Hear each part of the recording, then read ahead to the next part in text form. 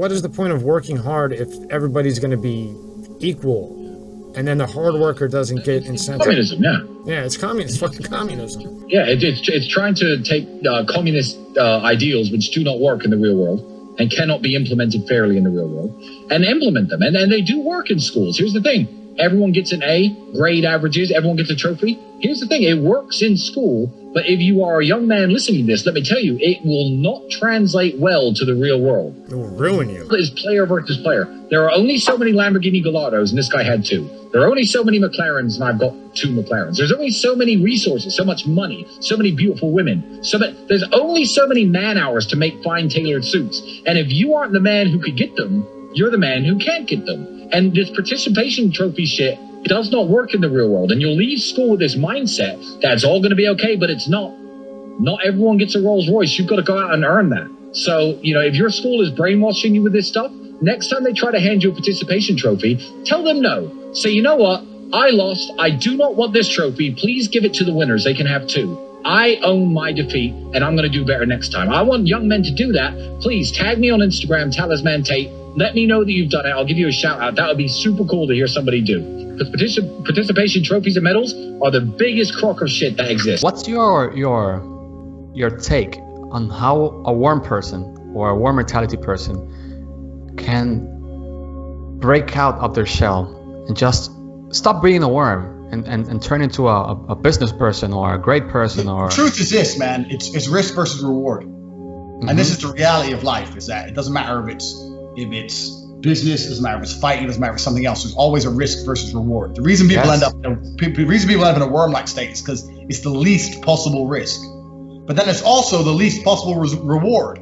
That they go hand in hand. Yeah, so, they do. So if you want to stand up for yourself and start doing important things, you also have to be very prepared for all the bullshit that comes with that. And you will get that. And you're going to get it. And you have to be resilient. Yeah. I think one of the biggest determining factors in how successful someone is how well they can deal with stress. And I genuinely mean that. Like, how do you deal with stress? Well, I mean, like, even now, okay, now I've got an easier life. But at the peak of my life, I just started 2 businesses. I was also training to be a world level fighter. I also had 2 girlfriends who didn't know about each other. I had so much shit going on in my life. And most people couldn't deal with the impact of having a world title fight, 2 businesses at the same time, staff leaving. I had lost some money, long story. I was fucking 40 grand down. These 2 girls just caught each other and me cheating. They're both at my house threatening to kill me. Like, there's so much shit going on. Yeah. And most people just can't deal with the mental load of it all, I put myself in that situation because I knew I was capable of handling it. Yeah. The more stress you can handle, the more things you can take on. And that's what money making is. It doesn't matter what it is, but in general, making money is solving a problem for someone. And so the more problems you can adopt, the more problems you can take on, the more problems you can solve, the more problems you'll make. Yeah, that's like trial by fire. Absolutely. So if you're the guy who can fix all the problems and take all the stress and deal with all the shit, you'll usually probably end up with some money for doing it. I often speak to people who are trying to make money. I talk about financial stuff and I help people make money. And they were saying to me, oh, but I don't know any rich people. And I said, well, there's a reason for that. And that's because human relationships are always a value exchange. Yes. Always a value exchange. The reason rich people don't really like talking to poor people is because they're giving away loads of value and they don't really get much back. I mean, you're sitting there just trying to learn shit and trying to get money from them. And what are you telling them? What are you teaching them? Unless you're working for them or something. They don't want to, rich people like having rich friends. It's normal. Yeah. This is a value. Exactly. So when you're saying, oh, helping these downers, well, what are you getting in return? Because I don't see a value exchange there. I mean, maybe if they're truly dedicated to being your disciple and they want to improve your life in some way, or they want to pay for your time, then of course help them. But if you're just going out of your life, out of your way, wasting your time, just helping people, there's no value exchange. Everything I do has to have a value exchange. All my friends, I love my friends, but there's a value exchange. They gain things from being with me, I gain things from being with them. It's the same with your relationship. Your woman gains things being with you, you gain things being with your woman. It's a value exchange. This is how the world exists. If you're going through life and you have relationships that aren't a fair value exchange, you're losing. Yep. Why would you do that? So it's not that I'm negative and I don't want to help people, but if some guy comes to me and goes, I'm super depressed, oh, please take, I don't have time to just go and just waste. It's a waste. I don't gain anything. down this black hole of fucking despair. Like, I don't have time for that shit. If a guy comes to me and really wants to improve his life, I'll tell him how to do it. If he proves he's about it, then I'll continue to help him. But yeah, this whole helping downers and stuff, there has to be a value exchange for every relationship in your life, and it should be a fair one. Everyone should benefit. That's the greatest thing about human relationships, is that everyone can benefit. There doesn't have to be a loser for there to be a winner. 3 people can meet and there can be 3 winners. And that's how it should be. So if you're talking to these people, what are you really gaining from it? That's the question. If you're not gaining anything, then I wouldn't bother. You know, the problem is we've given names to everything. And when you give everything a name, people buy into it faster. Yep. So like, I remember a very quick story. I was fighting when I was still fighting pro. My number 1 gym mate, he was like another guy. He was fighting the UFC. I was fighting kickboxing. And he was, at the same time as training, he was training for me for about 5 years. And when you're training pro, you always pick up injuries. Things hurt all the time, sparring, training, whatever. Fights, you don't have time to heal before your next fight. Things hurt. Anyway, he was training to become an osteopath at the same time. Once he became an osteopath, he was constantly out with injury. And I was like, why are you always out with injury? He's like, oh, I've damaged my rotator cuff, or I've damaged my second ligament in my knee. I was like, bro, before you knew the names of all this little iggling pains, you used to just train. And you used to ignore it like I do. Now you know exactly what it is, and you've given it a name, and you've looked it up. Now you're being a bitch about it. Can't you just go back to thinking my knee hurts a bit, I'll kick with the other leg? Because that's what I do, and that's what you used to do. And it's exactly the same with these mental illnesses. I feel this way. Oh, that's because you have this. Then they go on Google and look it up. Shut up. The world doesn't care how you feel anyway. So like, the world doesn't give a shit. You're either a winner or a loser. You're either gonna push to succeed or you're not. We live in a world based on action. It's binary. It's yes or no. You're either gonna do it or you're not gonna do it. Like, people, when I tell people this, they're like, you don't understand. I'm like, I do understand. I just don't care. Exactly. Yeah. There's a difference. I understand you feel sad, but me and everyone else alive doesn't give a fuck. Yeah, so you're either gonna push forward or you're not. The Rock used my quote.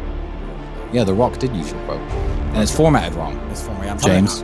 James. I'm trying to make the video fit the screen, but I can't, even though I'm Mr. Producer, best in the world. See, so. the Rock, if you're watching, I hope you heard that and didn't remember Andrew's name, but I think you must have. Hey, I heard this quote the other day, but I'm not sure where from. Then he directly quoted you.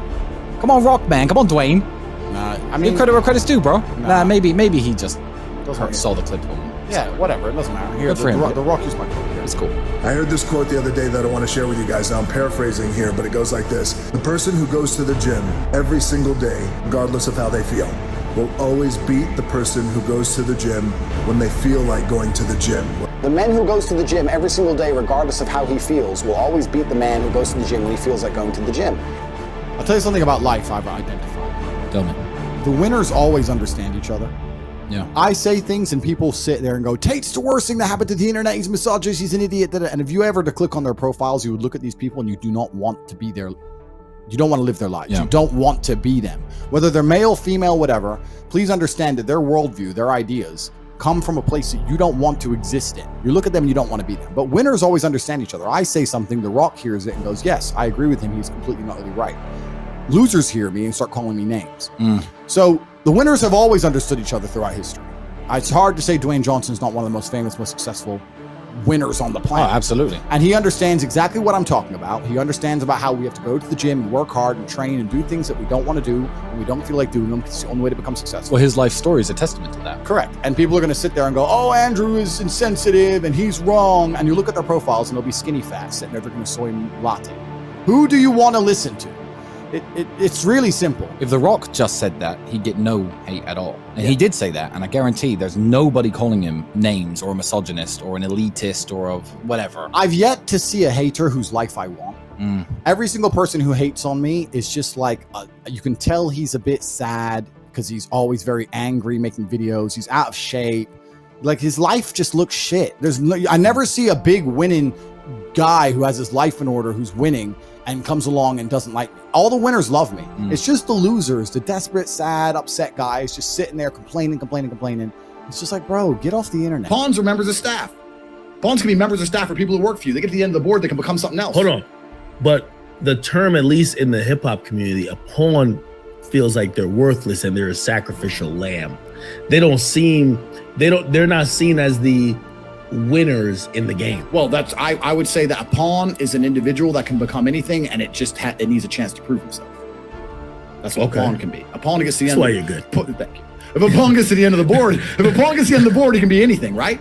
So you got to go to war first. You got to go to war for me first. And if you do your job correctly, then you get to be whatever you want when you get to the end of it. So that's what a pawn's outlook should be. Because if you don't prove yourself, if you're not battle tested in some degree, then why would you be battle? Right? That's life. Look at the boys you have around you. I don't know about you, but I don't roll with boys who won't fight. Like, what the fuck? Like, they got to be battle tested. You got to have been to war with them. No. I know it's going down. You're it's going right. down. How can I deal with negative people and change them to become more positive? Interesting question. I would say, unless you owe a moral duty to that person, by which I mean unless that person is your mother or your father or somebody who has helped you or somebody who has coached you or somebody who has taught you, don't go around trying to fix broken people. A mentor of mine has a saying, I don't fix broken birds. And what he means by that is, if you don't succeed, the bird's going to die in your hands anyway. And if you do, it's just going to fly away. Broken people are broken people for a reason. I understand certain levels of effort if you owe them, if you have a sense of moral obligation towards them. But if you don't, then honestly, don't waste your time trying to fix broken people. There's no hope for a lot of people in the world. And a lot of people in the world are never going to make it, and they're never going to escape the mindset that keeps them in the matrix. I'd network with better people. Obviously, things like the real world exist. Organizations such as the War Room exist. There should be links to that on cobratate.com.